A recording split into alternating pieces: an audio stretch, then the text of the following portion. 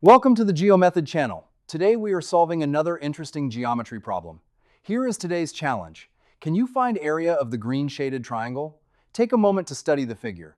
Then, let us uncover the key geometric ideas that make the solution click.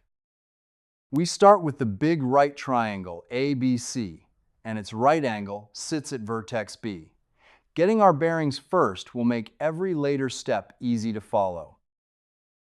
The leg segment AB extends straight to the right, and the leg segment CB runs straight down the left side, meeting at the right angle. The slanted side AC that joins them is the hypotenuse we will lean on later.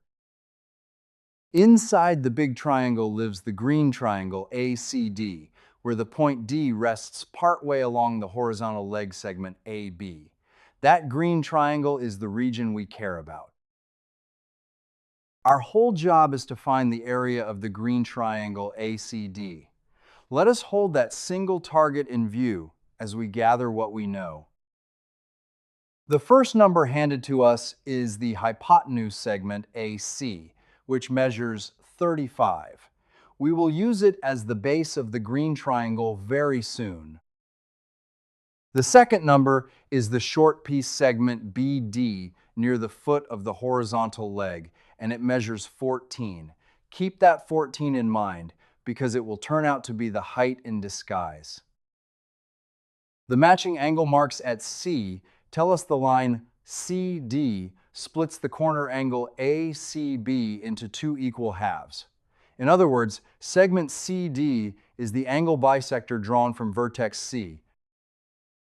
That bisector segment CD cuts the big triangle ABC into two smaller triangles that share the line CD. Let us look at each of those two pieces on its own. The left half is the blue triangle BCD, leaning against the left leg segment CB. We will lean on it in a moment as our measuring tool. The right half is our green triangle ACD, resting on the hypotenuse segment CA. This is exactly the region whose area we want. For the green triangle, let us choose the hypotenuse segment CA as the base, since we already know it equals 35. A good base choice makes the height easy to hunt for. The area of any triangle is 1/2 times a base times the height dropped onto that base. So the only thing still missing is the height from D down to the line CA. Let us drop a perpendicular from D straight onto the line CA and mark where it lands as the foot E. Draw that segment DE, meeting segment CA at a right angle.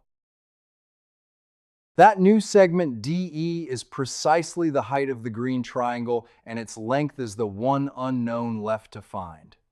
Everything now comes down to measuring segment DE.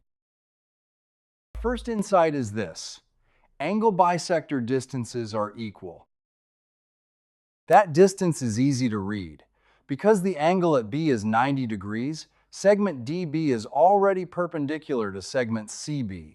So the distance from D to segment CB is simply 14. A second insight now finishes the structure. The given 14 is the hidden height. So, the height of the green triangle from D onto base segment CA is 14. Now every ingredient of the area formula is finally known.